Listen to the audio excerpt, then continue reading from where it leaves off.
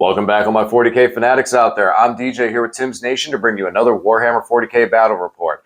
Today, we are going and revamping an old rivalry here because recently I had a rough run-in with some other Marine armies, so I said, Mr. Brian, can you bring back your Marines? So today it's going to be Necrons versus Blood Angels in this Bedlam at the Burg practice matchup, since we only have a couple weeks left before I'm going to be traveling to Pittsburgh to play in that GT.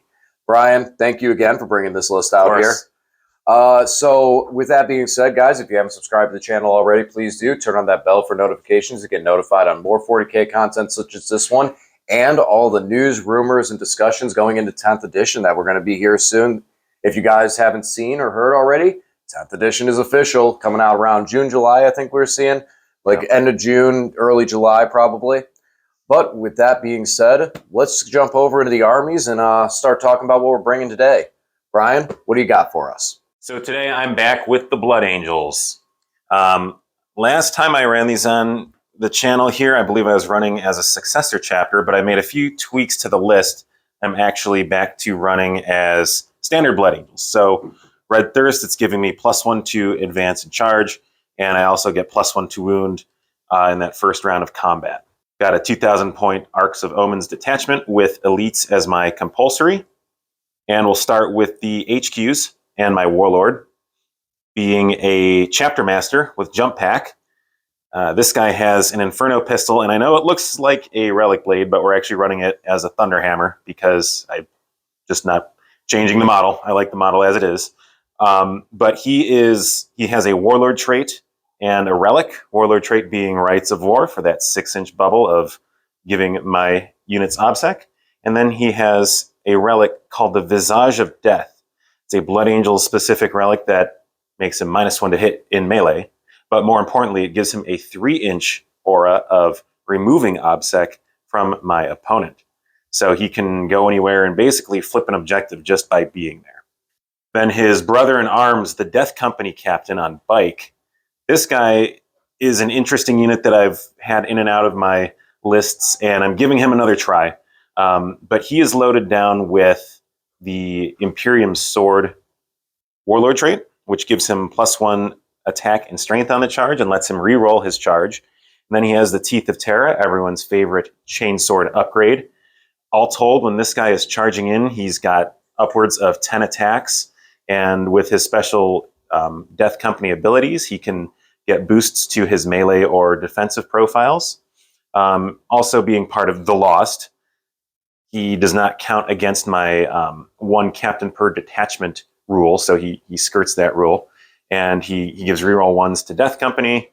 So he can either be a blender that I can throw in early or use him as a counterattack piece and try to use that Angel Sacrifice stratagem to take attacks away from a heavy hitter on the opponent's side.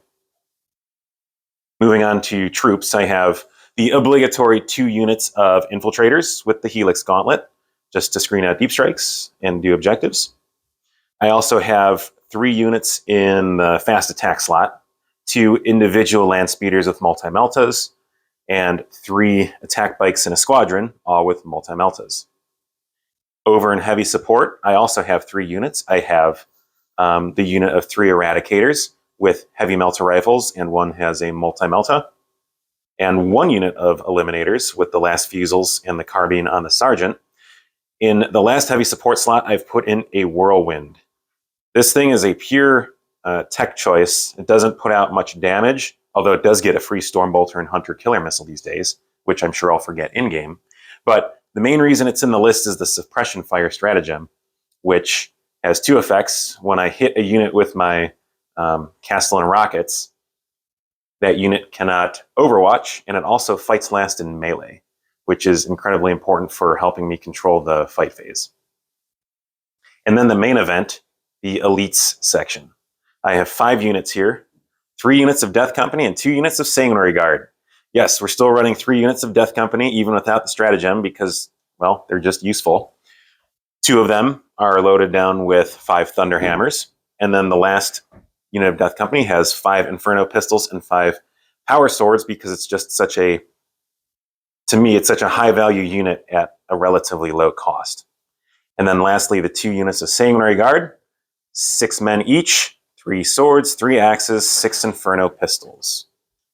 And also an elite character I have that kind of makes the list go is the Sanguinary Ancient. So this guy is basically a 4-wound Sanguinary Guard, but he's holding a large banner called the Wrath of Baal, which not only acts as a chapter banner, so it gives me +1 to my leadership and fight on death on a 4+, but also gives a unit +1 to hit in melee, and most importantly gives all friendly jump units, including characters, within 6 inches, +2 inches to their movement. So you're doing the math, it gives my jump pack units 14 inches of movement. Then I get that +1 on the charge, or +1 if I want to advance somewhere, so I can go all over the board and make long-range charges and be wherever I want to be. All right, you know him, you love him. It is my Novak Dynasty, the Canoptek Harvest. Now, I've run this list a couple times on the channel, so I'm going to go through this kind of quickly. If you guys got any questions, leave them down in the comment section. But the list hasn't changed, and I've been running it quite a few times, so I'm sure people are tired of hearing about it. So let's run through this real quickly. Starting out with the HQs, I got 2 Chronomancers. Those 2 Chronomancers will be able to give out a 5-up invulnerable save to 1 unit, as well as a reroll failed charges. Then you have a Technomancer. The Technomancer has the failsafe overcharger to be able to get +1 attack or +D3 to a Canoptek monster unit. He also has the Thrall of the Silent King, so he's got additional range to his auras. He has the Veil of Darkness, and that's about him summed up. Then we go over to the Overlord. The Overlord is a Pharaon, so he's able to do 2 My Will Be Dones, as well as has a Resurrection Orb. On to my units. First, my compulsory choices are my fast attacks. I have 2 squads of Wraiths. One squad is a 5-man with claws, and the other is a 4-man with whip coils to get extra attacks out of them. Next up in the fast attack is my 2 9-man squads of Canoptek Scarabs. Out of the Novak Dynasty, these guys actually have a little more punch, and, 4-wound bodies are kind of tough for some armies to take down, but unfortunately do give up a lot of no prisoner points. Out of the fast attacks, we'll move over into the elites. We have a 3-man squad of Tomb Spiders. These guys all have particle beamers, and one has a gloom prism. So the squad itself is able to put out 36 shots with the particle beamers, as well as putting scarabs back in units and a gloom prism to try and deny 1 psychic power. And topping off my elites, the tag team champions of the world, the Void Dragon and the Nightbringer. Void Dragon is going to have Sky Falling Stars as well as his generic power. Nightbringer has Antimatter Meteor and his generic power to start off. Because of the heroic support stratagem, I'm able to take these both in an Arc of Omen's attachment. And last but certainly not least, especially in this game, because this is the guy and the reason that these guys are even in here. 19 Necron Warriors with the Gauss players, or Reapers. So they got 2 shots apiece, assault weapon, strength 5, neg 2, 1 damage. And these guys are my only objective secures, which makes it a little bit easier on me for ancient machineries and other secondaries such as that. And that is my list. Brian, what mission are we going to be playing today?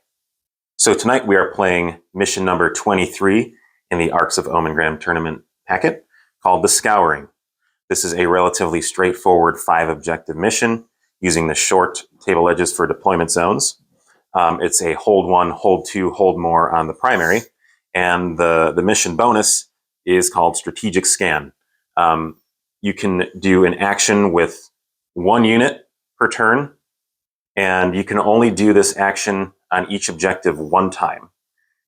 Basically, if you do that action on the objective at the end of your player turn, which I believe is different from previous iterations of this mission, the objective completes and you score 3 victory points.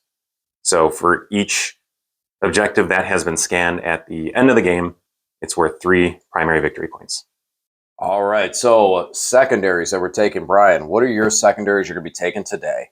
So today I'm taking Shock Tactics, which is a battlefield supremacy objective that I personally really like. I know a lot of people are into relentless assault or even behind enemy lines these days with Blood Angels, but for me, I still like Shock Tactics. You're playing the primary objectives anyway. This one rewards you for doing what you're already doing, especially in a mission like this where the objectives are so close. Should be a good pick for me. I'm also going with the auto pick against DJ's Necrons. No prisoners, no explanation needed. There's scarabs, there's wounds to be had for no prisoners. And then lastly, I'm taking Raise the Banners. It's not my favorite in this mission, again, because of the proximity of the objectives, but I think it's a better alternative than doing like battlefield data or something like that, where it's good on my side of the board, but then it forces me to need to get to the other side. So the hope is just to raise at least 2 banners, defend them, and then maybe raise what I can later on in the game once the dust kind of settles. Before we segue into mine, talk about your secondaries a little bit. So I do like the banner play because of the fact that, once you get the 2 up closest to your zone, you get those up there, that's basically almost a guaranteed 10 on the game. So that's nice and easy. Where battlefield data, like you said, you're going to need to get into 3 table quarters to be able to even get up to an 8. No matter what I try, it seems like I always get 8 on that one. And that's where you're going to kind of get stuck. At least this one, you almost have a guaranteed 10. Yes, it's outside your zone, but we kind of run into this one thing, which I talk to people a lot of times when we're talking about it. You go and say, oh, well, what if my opponent starts pushing back into my zone? Chances are, if you're getting pushed back into your corner and put in the corner, there's probably a lot of other things going wrong. So that those 2 extra points you might lose on banners are probably not going to be what is going to win you the game in that sense. And in this case, you've only got that 1 brick of OBSEC. I at least have 2 pretty decent OBSEC units in the infiltrators, and then I also have my captain that's grinding OBSEC. Right. So. And then being Blood Angels, the shock assault or shock tactics, you're hitting. You're going to hit the objective marker, because I believe, isn't that one you have to flip an objective? Yeah, I just have to flip. So I just have to take an objective that was held by my opponent at the end of my turn. And then in this mission especially, I don't even really need the extra 2 inches because they're so close, but I mean, it still helps. Right. And then the last one, no prisoners. I mean, yes, I'm Necrons. I mean, I like to kill stuff. I think my wound count's at 118, which is something I've tried to keep it a little bit lower to not make it an auto 15. But I mean, once I reanimate like 2 things. Yeah, once those scarabs come back, then it's like, well, here's another 8 wounds. Right. Here's another 4 warriors. So going over into my secondaries, I will be running Ancient Machineries, because now the way Ancient Machineries works and has always worked, I can only do it on objective markers that are outside of my deployment zone. Well, in this mission, all 5 objective markers really good in this mission. So I'm looking at a guaranteed 8 for doing nothing. And if at any point in time I can get those Necron warriors to the center objective, there's my 12 points on that secondary alone. If I end up pushing back and getting deeper into his deployment zone, I can get the 15 on that one pretty nicely. I'm still going to do Purge the Vermin, which has always been a polarizing one because of how you just need to be within a table quarter to shut it down. But with the long table edges, I'm able to put up more of a wall to the center and try and hold you out of those areas and score those points over the course of the game. Again, I don't want to go into engage just because I don't want to separate my army that much. I like keeping it condensed and more together and keeping the things together for my buffs and everything to be able to play the game as the game evolves. The last one, the last one is a unique one that Brian was surprised when I said. I'm going to take Grind Them Down. So if I take Treasure of Aeons, you pick 3 objective markers that are outside deployment zone. This means Brian's going to pick the one in the center, most likely the one in the center, and the 2 that are closest to his side of the map, which means I got a long way to travel to score those points. And as well, just holding the middle will only give me, if I hold the center objective all game long, which is going to be difficult with the lack of OBSEC that I have, if I hold that center objective for the whole game, I score 10 points. Okay, that's not bad, but that's not great. And also, we're talking about holding the center objective. If I can't get him away from that objective marker, then I'm in trouble there. With Grind Them Down, I score 3 points every time I kill more units than you do. Now, one of the things I'm looking at, and this is kind of a trial basis with the 2, is you have a lot of MSU. Marines have a lot of MSU. And that's what I'm playing on. Each speeder, that's a unit. Each death company, that's a unit. Characters, that's a unit. Where for me, I have a lot larger units, 19 warriors, 9-man scarabs, et cetera, et cetera. So even though it's like, oh, okay, I lost a squad of scarabs, how many can I take out in that process going with it? Now, in the end, I might only get like 3 or 6 on Grind Them Down. And I might say, okay, that was a bad choice, that I'm not going to take that. But right now, that's kind of the void that I'm looking at for the secondaries for this mission on what do I take instead. Now, maybe I'll get lucky and play against a Marine player that actually can give me no prisoners and decides to not take a Whirlwind for some random reason. Can't you just give me more bodies and give me an easy secondary? Well, you could take Bring It Down. That's a solid 4. Yeah, it's solid 4 points right there. I mean, and then I have to hunt a Whirlwind. Yeah, that's great. No, thinking about Grind is actually a pretty good pick for you. For me, the problem I have with grind is it's so much better if you know that you're going second, because it really forces you into a certain play style if you're going first, unless you just, punt on it in round one and just figure you're not getting it, and then you still have to play kind of aggressively to bring up that kill count. Whereas if you're going second, then you know exactly how many units you need to kill in order to get the points. I think it's going to be tough for my army to be able to scan the objectives. I'm going to try and at least get 6 off that to get a little bit of a primary boost, but I don't see myself getting much more than 6 in that. Yeah, I mean, that's typically how this one kind of plays out anyway. You get the ones outside front, yourselves, and then maybe if you're lucky, you get another one. Right. All right. Well, there's only one thing left to determine where we're deploying. Mr. Brian, odd or even? We'll go even today. And that is an even and a tower falling down. So, Brian, would you like to deploy first or second? You know what? I'm being generous. You may deploy first. All right. We'll be back after deployment. Ladies and gentlemen, boys and girls, children of all ages, we are deployed.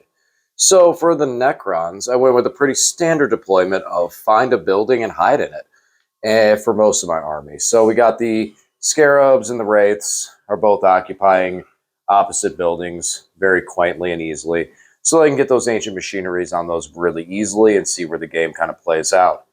Got the Void Dragon and Nightbringer in the middle, which tends to be a standard place. I thought about bringing them back and hiding them and letting them play from behind the runes, and I'm going to be thinking about that as the game goes on. Would I have liked to have them back here to kind of counter play and bounce up forward? But with the lack of range that Brian has, if any of the multi-meltas from his speeders miss or fail to do damage, that's a free turn that they get by from that phase of damage in the shooting. So I'm not too concerned in this matchup due to what type of firepower he has. Necron Warriors, I strung them out across the backfield. This way my characters are protected and can move depending on where Brian's going.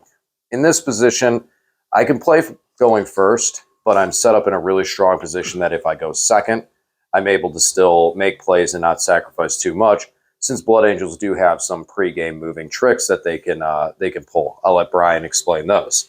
Moving over to the Blood Angels. Brian, let's talk about what you got going on over here. Yep, well, much like you, I like to find a building and hide in it. I like to not get shot early on, so I can just kind of jump out and hit everything all at once. Because I have some massive Necron firepower. Oh, yeah. Yes. 18-inch range all day. Yep. Well, it should be screened out. But yes, I have the Blood Angels motorcade back here. Kind of a parking lot of sorts. And then I've got, some Death Company up in the front. I have some infiltrator units primed to jump onto some objectives and do some actions. And I do have my unit of Eliminators kind of scout deploying outside of my deployment zone. That's a play for, basically if I get the first turn, I can jump onto that middle objective, get a banner up there and force, and do something about that in the middle. Yeah, he's set up in a pretty good defensive position. He is aware of the Forlorn Fury stratagem I have for my Death Company. Any of my Death Company units, so that's either the 5-man Marine squads or the captain, can do a 12-inch pregame move, which then they can move their 12 or 14 inches again in my movement phase, which is enough movement to completely clear that no man's land and get to whatever they want to hit. But he's blocked a lot of his more valuable or vulnerable units. I should say they really like to hit Wraiths because they have 3 wounds apiece, and I do 3 damage with Thunder Hammers. Scarabs are a different story, a lot harder for me to chew through with them. And, well, the Catan, they just take 3 damage a phase. One hammer, one hit. Didn't give me many great targets there, even if I do go first. Awesome. So in this matchup, what would you prefer? Would you prefer going first or second? I feel like you would prefer going second. Probably second. Like I said, I can get off to a nice start early with my secondary objectives. If I go first, I don't have that much I can do, though, so I'd like to play more reactively. Yeah, the Catans are definitely going to be an interesting thing to deal with. Again, I do most of my damage. I can shoot at them and I can fight them, but that's not enough to take them down in one turn, so I have to be creative about it. Now, in this mission, although the objective markers are outside the deployment zone, the actual area effect to be able to take them is in our deployment zone. Talk to me a little about what the mindset is for not being on the objectives, not being up that close. Really, I just didn't need to be that close. I know how fast the Wraiths can move. Yeah, So Reese can clear the table real quick too. yeah, if I don't need to be that close to you on turn 1, I guess I won't. All I'll right. just move on turn 1. Well, sir, there's only one thing left to do. Let's determine who goes first. All right. So, yeah, I'm kind of in the similar position. I'm not really minding if I go first or second. I would prefer to probably go first to get things start moving and to try and get some extra early ancient machinery. So let's see who's going first. Well, I did get a 3, so I will be playing first. Mr. Brian, it's time to play the game. All right, and to move to the end of the Necron turn. But wait, what happened to everything in between? Not very much. So going first, was in a good position to start scoring points. This was not a turn of action-packed glory. All I did was spend a command point to swap the Nightbringer's Catan power over to Sky Falling Stars, so I can do double Sky Falling Stars since he's got a lot of infantry on the table. And with that, I popped one Sanguinary Guard, beat up some Death Company, and both, like, over here was able to drop some stars on some guys, beat up some Death Company over here, and only put one wound on the Death Company that's hiding back here behind the wall. So not a lot of removal. I'm not going to get grind them down, but that's okay. Going first, I knew that was probably not going to happen. As far as other things that went on, these Scarabs over here moved up, and they're going to complete the mission primary to get me 3 points on that objective. And then over here, the Scarabs are starting ancient machineries on that objective so that we can clear out those, get those ones taken care of and just kind of doing some sitting work. There's a lot of points I can score just by sitting back and get these cleared out of the way. So before I lose those resources, I'd like to get those knocked out. Necron Warriors, I kind of fanned behind the Nightbringer and the Void Dragon. This way, if he tried to get crazy and slam into me, he has 2 big Catans to get through first. So not really a whole lot. I'll score 3 on the mission primary. I won't score ancient machineries till my command phase. I won't score grind them down because not only is that end of turn, but most likely I'm not going to kill anything this turn. I don't think Brian's going to send units screaming into me initially. I think he's probably going to have a pretty similar turn where he's going to set up and get ready for later turns. So I probably won't score that. And Purge the Vermin does not score on 1. So let's hand the turn over to Brian and see what these Blood Angels are going to do. All right, so Brian's coming out and doing a little more activity. Not getting too aggressive. He doesn't want to just hand me some free easy charges because those wraiths do have a long threat range, but definitely getting a lot more activity. So these speeders are actually on top of the building to be able to put both their shots into the Void Dragon. And Brian, why don't you talk about what else you got going on over here? So I decided there wasn't really much good reason for me to be in the one building, given that your list doesn't have much shooting. So I'm just trying to get myself in a nice central position here that's out of a reasonable charge range for the 2 Catan. The charge I feel most imminently was going to be coming on this side, and I actually forgot to move the Sanguinary Guard up here, so I'm just going to bump them up by all little bit. But yeah, I am holding these 3 objectives, but very, very tentatively. I had to move the infiltrators up there to get onto the objective, but the Scarabs and the Wraiths in that building across from me are both incredibly fast, so there's a chance that they could make it over and take that objective. You were able to get banners up on both of your home field objectives. So what I did was, normally I do banners here and then do one of the scans, but since this objective was still open, and the scan completes at the end of the turn, I figured I'd just jump out and get this one out of the way, because I should, in theory, be able to get those other 2 later on. Yeah, take an opportunity and get that one while you can. These guys are going to die somehow, but at least they will have served a purpose. And, still playing cautiously with keeping in mind that DJ did take grind. So if I can deny it for as long as possible, that will help the final score. Awesome. All right, so now we're going to get over into the shooting phase. Void Dragon is a tank. He stops both of the multi-meltas from both of the speeders coming in there and made a save on both of those, so he stays at full health. And we're going to end out the turn. So the only thing you got was a strategic scan for now. No shock assault, no prisoners, and what was your other one? Banners. I got 2 banners down. Yep, which will score. All right, so now it's time for the Necrons and see what we can have answer back and actually start playing some Warhammer and not sitting back and staring at each other all game. So still playing this one very tight to the chest and not really getting too crazy with it.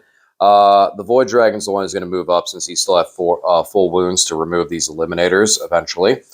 And as far as everyone else is concerned, they're just staying back. I still have more secondaries to do, so we're going to keep boiling those out before I move. We basically just flipped what we were doing. So over here on this side, I did Ancient Machineries, which will score at the beginning of my next command phase. And then over there, I'm going to scan that objective. So I'm going to score these easy points while I can. My Necron Warriors did move up to get in position to tag that center objective when the time is right. And that's going to be about it. We're still going to still playing defensive, still playing cagey, because I've already, as long as I eliminate those eliminators, I will score a 3 on Purge the Vermin. And that's really what we're looking for right now, is just kind of scoring points. And I don't really need to trade any extra resources yet. So now we're just going to move over and see what these Catans can do for damage, and then some charges. All right, we're rounding out the Necron turn. So a couple of things happen. The Catan are still flinging stars over across the field to pick on some of the Death Company. Mostly my target is the Death Company that have Thunderhammers, because I want to try to remove all that 3 damage. As Brian said, those 3 damage are vicious into my Wraith, and the more of those I can take out, the stronger my Wraiths get. So I was able to reduce one of the squads down to 2, and this other squad back here is down to 3, so we're getting those hammers. And picking on Sanguinary Guard in the process because I get to target 3 units. Only sent the Void Dragon in the middle, which is Voltaic Storm. Hit home for the first time ever and popped the Land Speeder, which wasn't even what I wanted to do. I wanted to leave it just beaten up so I could try to heal off the Void Dragon later. But you know what? Grind him down, so let's not be flashy with it. Let's make this happen. These Warriors were able to come up. I was able to get 4 of them to actually be able to see the Eradicators, and they were able to hit home and take one of them out just to guarantee the Void Dragon was able to finish off the last one. And that was really it for the turn. Again, it is still a defensive turn because I got to remove some of those hammers before I try and get aggressive. Otherwise, my resilience is not going to work. And again, points. Points are important, and what I need to focus on, not get too aggressive into this, especially this mission. So finishing out the turn and rounding out those points and what I scored, I did get a 4 on Ancient Machineries at the beginning of the turn because I completed the action over here. I will score now 3 on the mission primary because I'm going to complete it on the other objective this turn. Actually, no, it's completing on this one. The other one I've started, this one over here, I just started Ancient Machineries on. And we will get 3 on Purge the Vermin.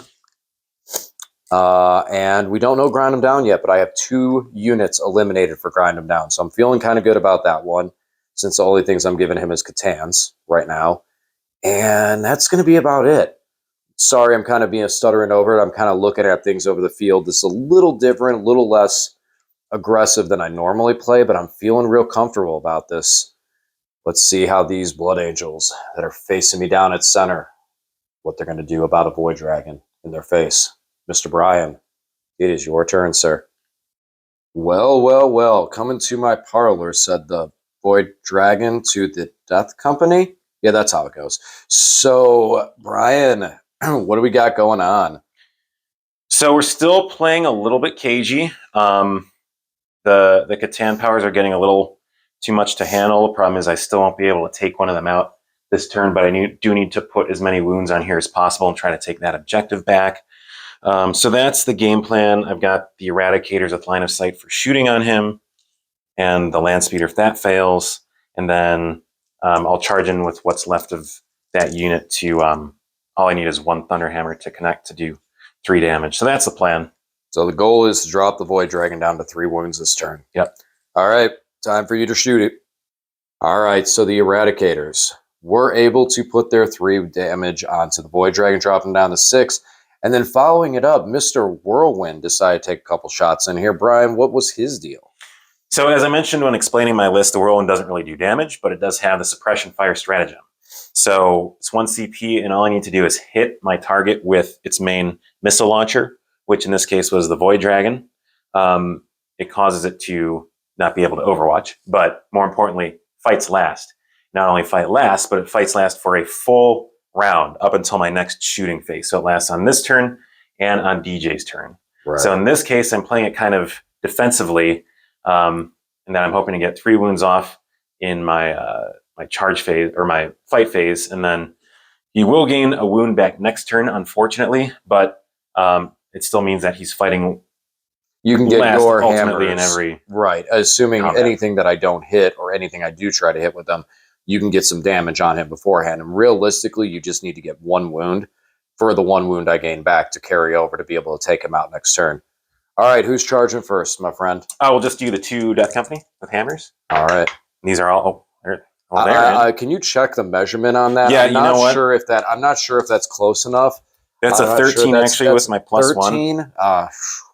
It's real close. Yeah, but you get minus 12 because, I got an FAQ that says so. Okay. Okay. All right. And now those Death Company are going to smack. So you have 6 attacks or more? Well, I'm charging in with the captain too. No, you're not allowed. I don't want him over there. Are you sure you want to do that? Yes. Because you can only do 3 and I could turn around and take him out. I'm going to force you to fight the captain. Okay. And therefore I have 2 models to your 1, which would give me the objective.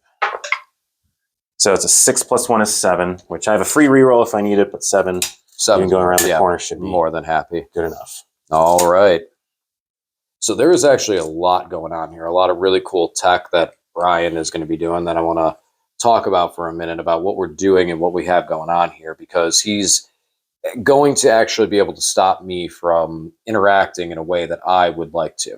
So, Brian, first of all, talk to me about the chaplain. What are we doing? So the chaplain is the one who you're going to be attacking with first. It's a Death Company captain. Death Company captain. Yeah. I'm sorry. Who has access to the special Death Vision ability. So there's a couple things I'm trying to do here. I'm trying to take this objective back for shock tactics. As well as... And also for prime. So this is an 8-point swing right here, pulling this off. So I have one of the best Blood Angel stratagems is called Angel's Sacrifice. So what's going to happen is when I play that, it's going to force the Void Dragon to put all his attacks into a character, being the captain. So whether or not he kills the captain, these guys then will be safe throughout this combat round. Will be safe, yeah. So I'll have 2 models on the objective versus his 1, which guarantees that I take that objective. Now, whether or not this guy is going to die, I don't know, because I'm going to activate him first, and then there's 3 Death Visions that I can use, and it's just a free ability that he has. Can do it once per game. CP lets him do 2. But I'm going to activate what's called Grace of the Angel, which gives him a 3-up invulnerable save for the phase instead of a 4-up. Okay. So what's going to happen is I'm going to force the Void Dragon to fight him into a 3-up invulnerable save. So if he really wants to kill him, he's going to have to spend 2 CP to ignore my invulnerable save. Which I most likely will do. Yeah. All right. So let's see what he could do first. Now, let's see what his damage is. Go ahead. How many attacks he got? So he has 7 base because he's got 4 plus the Teeth of Terra. He gets Shock Assault. He gets Imperium Sword. And he gets Black Rage for being Death Company. So he's getting 10 attacks. All right, let's see it. Hitting on 2s. That's all. Yeah, that's everything. And you are toughness 7. 7. I'm strength 6 on the charge with +1 to wounds. So I'm looking for 4s. Ooh, there's actually a bit there. Lost 1 in here, so I'll just reroll it. So we're looking for 4s. So I think that's 5. All at -2. May not need a hammer. Might not. 1. So 1 damage. 2 damage. 2 damage. All right. So I will need a hammer. Yep, needs a hammer. All right, and now it's hammer time. Yep, because there's no reason for you to interrupt. All right, so go ahead and roll those hammers out. Same deal, strength, lots. Yep, so 2 attacks base plus shock assault plus black rage. Didn't mention it, but Blood Angels turn 2 is tactical, turn 3 on is assault. So we're getting 8 attacks from those 2. We're hitting on 3s because I'm -1 and +1, but full re-rolls because of the Chapter Master. That's good because I missed a 4. So I connected with 6. These guys will be wounding on 2s. Yep, because I'm strength 8 with my +1 as well. Yep. And I'll still roll 2 1s. So that's 4. Just need them to fail 1. And he saves all of them. Just kidding. All Not right, this time. So there you go. So there you go. So now he's down to 3. So I got my 3 damage. All right. Well, I am going to spend the 2 command points because I do want to make sure that I hurt Mr. Captain over there. I hit with all my attacks. Wounding on 3s. We got 4 going through, so he will ignore your invuln. What's your base save? 3-up save. So he's got -4, so that goes all the way through. D6 damage each. So we're looking at 9, 10, 11, 12, 13 damage. And I still got my tail, which will have to go on to you if you do not survive. I roll a lot of sixes 13. here. I do have a 6 up, feel no pain. I see. That's not enough. Not enough. All right. So he's going to take you wanted me to hit you. I hit you. All right. So finishing out the turn, Brian, you'll get 2 on banners. You also completed the action over here for the mission primary. Yep, so we scan this objective. Yep, to get an additional 3 points. Shock tactics, you will score because you do control this now, 2-1. And Mr. Void Dragon's down to 3 wounds. I'll go to 4 at the beginning of the turn. And he pops your character, so I will grind him down. You will, most certainly. 3. And that's about it. Did I miss anything for your scoring? No. All right, so we're going to move over into the Necron's turn and try and answer back and see if we can't rescue the Mr. Void Dragon. So I'm moving through my turns kind of quickly because I'm playing a very uneventful game, but this is, in my opinion, the most tactical way I can play this in this situation. I'm happy with the general output, even though it's not exactly the most entertaining game, at least for these first couple turns. So for my movement phase, as you can tell, I continue to not really do anything. There's not really a need to, in the sense to keep scoring points. I move the Necron Warriors up to tag the center objective. They're going to complete Ancient Machineries at the end of the turn. And speaking of end of turns, that's where we're at. So the Necron Warriors complete Ancient Machinery in the center. I also completed Ancient Machinery back in this corner at the beginning of my command phase. So I'm going to get 8 on that for this turn. Then I'm not going to do the mission primary, but I will get a 3 again on Purge the Vermin. And I've only eliminated 1 unit right now as far as grind is concerned. So if the Void Dragon goes down, I won't score it. But I've been able to control center and kind of push back. The Void Dragon hit with his Voltaic Storm and was able to clear out with the help of the Nightbringer and the Gaze of Death. Was able to clear those guys out that he was in combat with, so I didn't have to deal with the Fight Last effect going into my turn. So that is about it. We're going to see what Brian can do.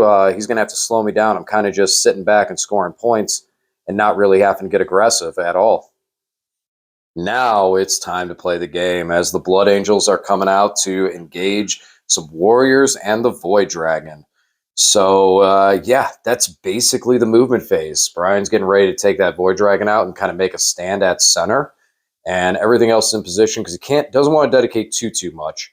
Because he wants to be able to have some counter-offensive. And like Brian had said, surprisingly, his guns are all alive. So he's going to be playing a Blood Angel shooting army here pretty soon. So we're going to move over into the shooting phase and see if he can't get that 3 damage he needs on that Void Dragon to put him down to 1 wound and make him easy picking for whichever unit he wants to do it with. So real quick wrap up on the shooting phase. The Void Dragon did get smacked with a Melta, dropped down to 1 wound, so he's looking like he's going to be gone here in a second.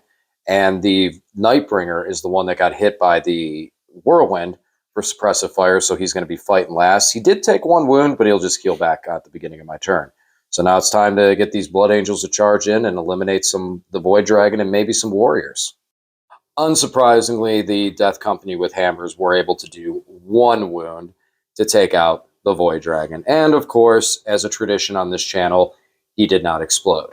Now, moving over to here, I am going to spend quite a bit of command points. I'll spend 2 command points to interrupt with my warriors. Then I'm also going to spend an additional 1 command point on the Novak Dynasty strat to give them +1 attack. Since they were charged, they're at +1 strength. So we're looking at warriors that are going to be hitting on 2s because of my Will Be Done. They're going to be wounding on 3s because of since I was charged, they're +1 strength. They're also going to be AP 1 and 6s will be AP 2. So this is actually not too terrible.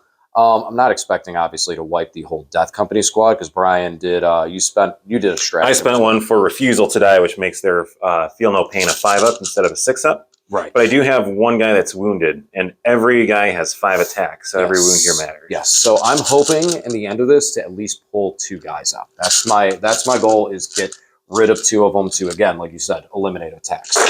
So 2's the hit. And again, we are strength 5 right now because of Novak Dynasty, and I will be wounding you on 3s. All right, so these 6s we're going to set over here because those actually do matter for this. Let's get the 1s and 2s out So you have 2, 4, 6, 8, 9 at AP1, and then 3 at AP2. So 9 at AP1 first. Yep, 4 ups. Okay. So we're at 5 failed so far. And those now, want to feel no pain those, or are you just going to do them all? No, I got to roll the saves first. Oh, okay. 5 ups. And these ones were the AP2. Yep. So that's not good. That's great. I don't know what you're talking about. Go Necrons. 5 ups. Stopping with 4 of those. So you're going to take 4, and that is the 2 I was hoping to get right on the money. All right, so now Brian's going to swing back.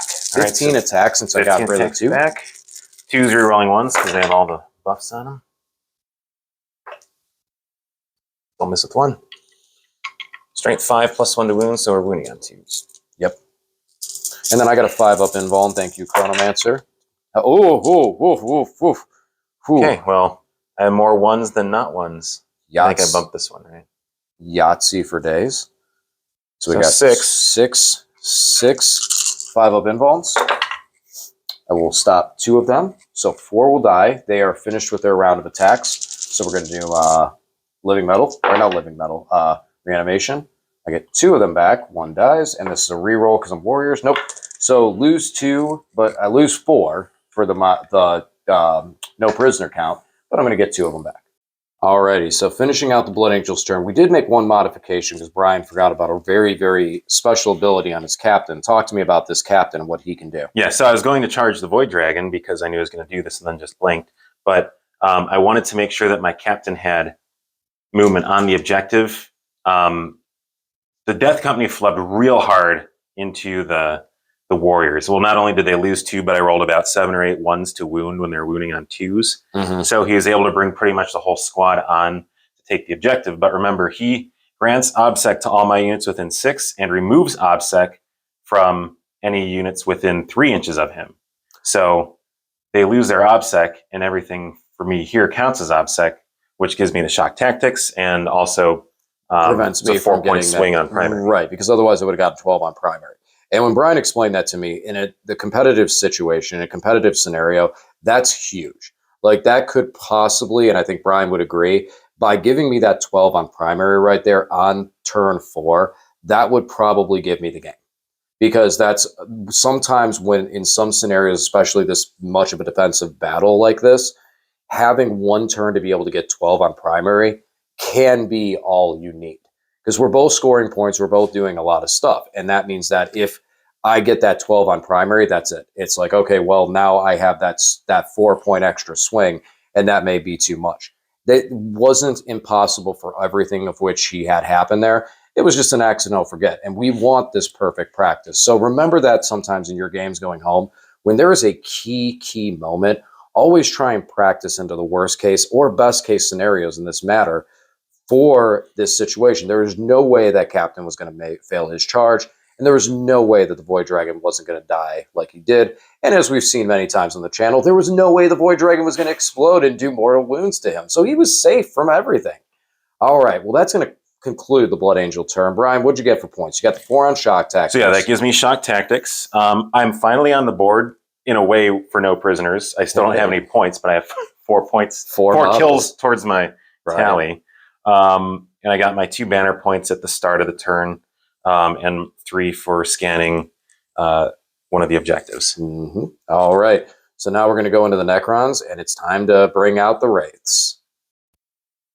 All righty, we're concluding the Necron movement phase.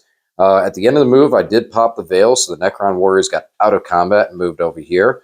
Also moved some characters up underneath the buildings. Right over here, we got the Overlord and the Chronomancer up there, so we got some support for them and the Scarabs that came rushing out.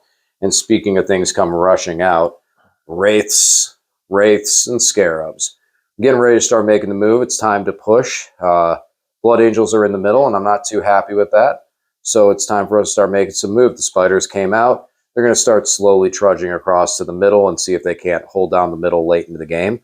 And yeah, I just wanted those Necron Warriors out of combat because I don't want to take any accidental damage and start getting them in a position where they can do ancient machineries and try and grab that last objective. So now it's time to do a couple Catan powers and some shooting. All right, real fast recap of the shooting phase and the Catan powers. I switched to Catan. I dropped the Nightbringer Gaze of Death for Cosmic Fire, which did a fair amount of damage, and as well with the shooting. So we were able to clean up a lot and just leave stray guys left alive. We got one of the Death Company, the 3 guys that were left alive, got picked up by some Catan power, as well as the particle beamers on the spiders were able to pick off the last 2. And then just some stray shots elsewise cleared some 1 wounded guys off and just helped me to be able to make sure that I'm able to clear this field with minimal casualties, because there's all that Melta still back there that's looking at me, and that Melta can pick up wraiths real easily. So now we're going to go into some charges. I just wanted to give you guys where we're at after the shooting and the Catan powers, and we're going to charge in and do some fighting. All right, so resolving the Necron turn. So Brian did spend 2 command points to interrupt with his captain over here to try to fight my wraiths. Was able to pick one of them up, and the wraiths picked him up in return. This 5-man squad of wraith multi-charged the 3 squads of 1 guy, and were able to pick up all 3 of them. It was 3 single guys. Some of them had damage on them, so it wasn't too much. This fight over here, I didn't roll. Well, he made 2 of 3 saves, and I rolled a 1 to wound. And I killed one more of those guys. The captain probably lives because he did just enough damage to kill the captain. Just enough, yes. Just enough to take him down. And that's a big swing right there. Yes, because then it would give him objective secured still over there and everything. Over in here, my Scarabs didn't do much work. They picked up 1 infiltrator and were able to damage 1. And then actually they did better job on the guard that are hanging out over here, as they picked one of those 3 guys remaining up. And in return, he was able to pick up 2 of the Scarabs and get on the board for no prisoners. So I'm right now sitting at 5 units for grind them down, which will be good. I should be able to clear that one. I did not score Ancient Machineries this turn. And for Purge, I'm going to get another 3 points because I'm keeping this backfield nice and empty and nice and clear. I didn't do the mission primary because I've been too focused on killing stuff. So now we cleared the center. Brian still has some guns, though. Let's see what this Blood Angel shooting phase can do, as he's going to probably pick up most of my... He should be able to pick up a good amount of my race this turn. All right, so Blood Angels are lining up in position to take some shots. We got Meltas for days.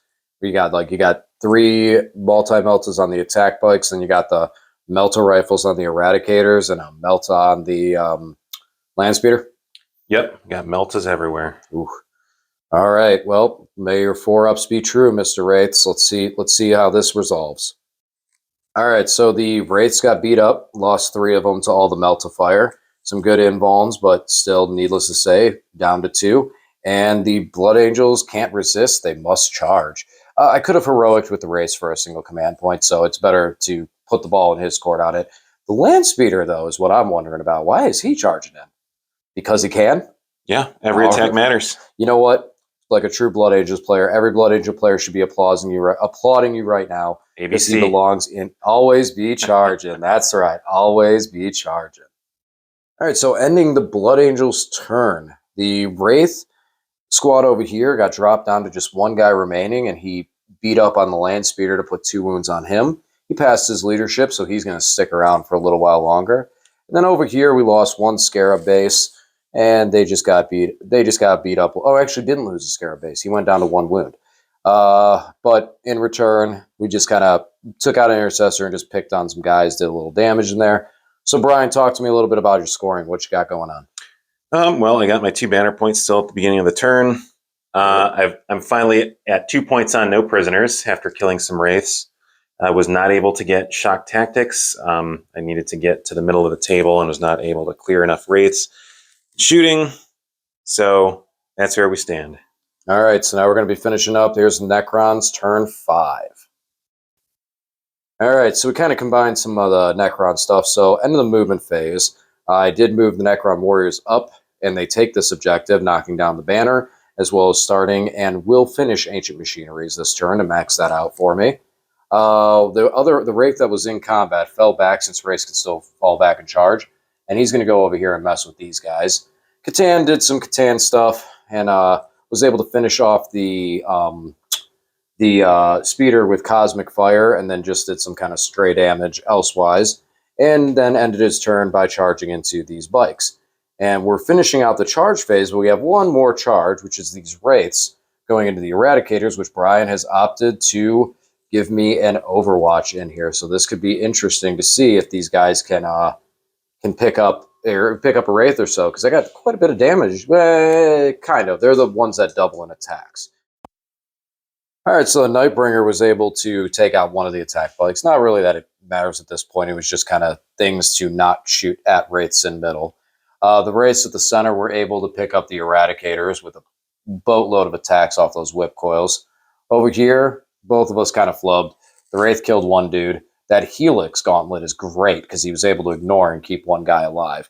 And in return, he dropped one wound off my Wraith. He'll finish me off in his turn on So turn. I did 8 wounds to the Wraith. He made 7 4-up saves out of 8. I mean, what can you do? What can you do with that? Yep. And then over here, it's just the same story, picking on each other. I was able to finish off one of the guard that had 1 wound on him. And did I pick up one of the intercessors? I think so. I think I got one of the intercessors. Yeah. Or, I'm sorry, the infiltrators. I got one of the infiltrators, and I lost a Scarab in the process, but I will complete Ancient Machineries over here. So, finishing out my turn, I will get a 4 for Ancient Machineries.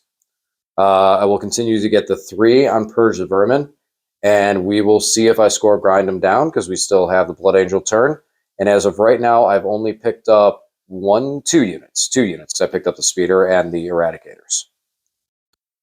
All right, so the attack bikes fell out of combat and move over here just to have an extra body on the objective. And what's more entertaining and more fun that we're going to come back to is this Whirlwind, that now we've hit the point that Brian's like, you know what, this is for the Blood Angels. This is one of those. And we'll come back and talk about him in a second here. Over here, we get some pistols going to combat, and he was able to pick off 2 of the Scarabs. You can see him put over there. So that's some no prisoner points. I think I only got 3 left over there. Yeah, I only got 3 Scarabs left in that unit, but I do still have my OBSEC Warriors, and most likely going to body count them to hold that objective. Now, back to the fun. This Whirlwind over here. He is going to declare a charge, because It's time. Yes, it's time. ABC, as you said, always be charging. All right, so he needs a 2. That's an 11-inch charge. That's an 11-inch +1. I think you'll get in. Oh yeah, and that's going to be your only charger. So how many attacks does he get? 3. 3 attacks. No, that's 5. 5 because he's Blood Angels. 5 attacks. Raw. So let's see this. 5 attacks. 6s. Oh, look at that. Ooh, 2 hits. He's not hitting on 4s. He's only got 2 wounds left. Probably strength 7. Strength 7. Oh, that's only 1. You want to CP reroll that too? Yes. Yes, I do. Into a 2. Oh, into a 2. Let's see. Did he hurt him? He doesn't, because I have a 3-up save. Wait, no, because you have AP1, don't you? Because you charged me? You get an AP buff at all? No. Okay, so no. He did save it. The Wraith will survive, and he'll smack back later on. All right, so the Sanguinary Guard and the last Infiltrator were able to finish off the Scarabs. What I did was I spent my last command point, my command point for the turn, to blow a Scarab up and do flat. I did 3 mortal. I ended up rolling a 5 to get to the Infiltrators to take a couple more of them out. I just wanted to be safe and not have him move up and contest the objective for any plays. Wasn't looking too deep in the math. I just wanted to make sure that I removed one more guy, since I have the 4 warriors on that objective that are objective secured. So, and then over here, as we saw, the Wraiths survived. Now, in a normal tournament scenario, Brian would have shot him to kill him to get the no prisoner points. We just wanted to have a little fun with it and see what was going to happen out of that. So that is going to conclude the game, and we are going to be back with the final score. All right, and that is the game. Final score, Necrons 91, Blood Angels 69. Nice. So let's look over a couple of things with this. Now, the one thing that I was looking at personally for this was Treasure of Aeons versus Grind 'em Down. I finished with 9 points on Grind 'em Down. I think over the course of this, because of keep hitting that other objective, I probably would have gotten 12 or 13 on Treasure of Aeons. However, I wasn't focused on Treasure of Aeons. I was focused defensively on, okay, just need to do the one, kill the one for the grind down. So that's actually really hard to determine which one would have been better. Like in this scenario, I could have scored more on treasure, but I feel like grind them down gave me a better mindset on approaching this mission and how we played this game. That a grind them down might have been the better choice. What are your thoughts? Yeah, grind allows you to play a certain play style, I guess, throughout the game. That while I could, there was a lot of interplay between the different secondaries that we chose between no prisoners and grind, and just the way that the board turned out. Mm-hmm. That I think even 9 points was pretty good off of grind, considering you did go first. Yes. So you pretty much take a 0 on turn 1 anyway. So when you look at it that way, you got it 3 out of 4 turns. Because what am I going to do? Veil something over there and then you kill it? It's like, okay, well, I got 1 kill and you got 1 kill. So again, 0. So there's no point. Yeah. It's really tough to be able to max out the grind on that and by going first as well. No prisoners for you. Like, we'll go down the list of my secondaries first. So that was it with the grind them down versus treasure. And not really sure. This one, I felt like the grind put me in a better mindset. Like I said, Purge the Vermin, able to slow play the game, able to make sure that I held that out, was able to score really, really well on that. Probably close to maximum on that one. I think it was 12 on that. And then the Ancient Machineries, I maxed. Ancient Machinery. On this mission, I've played on a mission like this against, I think it was Sisters that had a similar secondary. Exactly. We just do it outside your deployment zone. Well, that's all the objectives. So right, and it was just 15. Like I'm just looking at this, going, okay, I'm gonna score 8 on this easily without even having to make any effort. And then once I got to the center and got 12, I was satisfied with that. Being able to get the Necron Warriors out of combat, bring them over here, I was like, okay, cool. That's a turn 5. I can max that one out. So Ancient was that was an auto take for me into this one. The mission primary was really nice too. I mean, being able to just kind of, it felt like I was playing like an RTS. Like I was just sitting back mining resources and the resources being points. I mean, it was. Because it was like, okay, well, this unit's going to do the Ancient. This one's going to complete the action.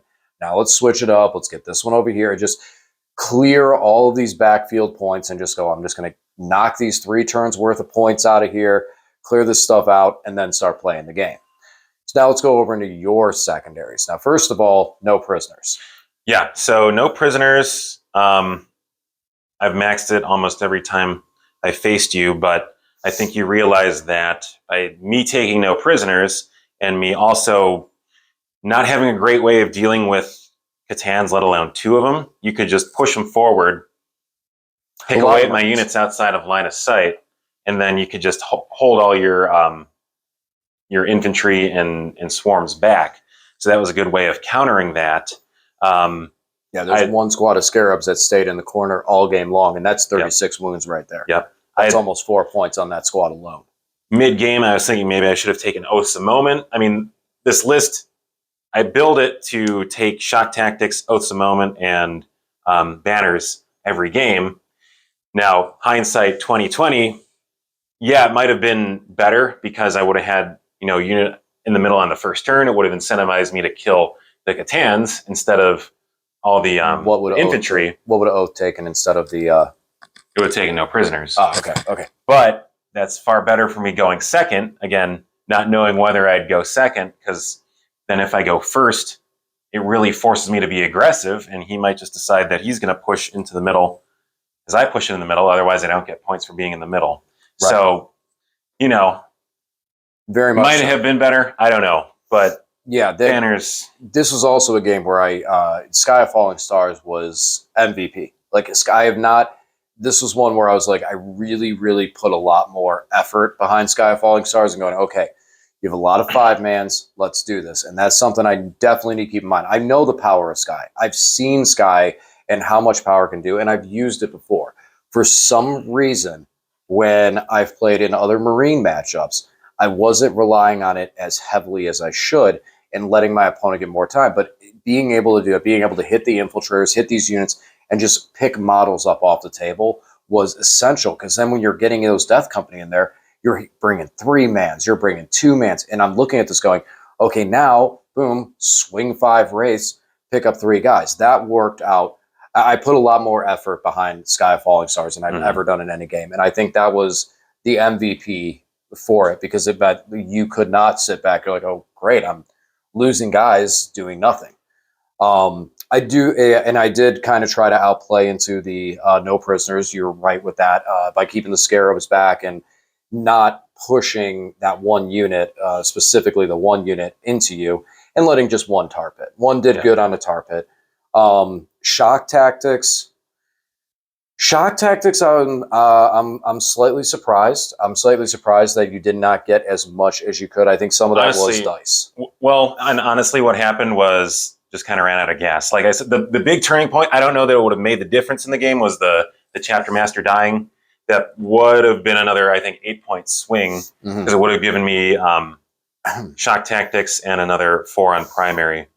But it's this mission's really well set up. Like, my goal is to keep trading over that center objective. I just, by the time I was able to start doing it, I had half units and there's not enough force to do it what I wanted to do. Resources were getting limited too at that point. Yeah, no. And that one I was surprised, because that's usually a very high score onto it.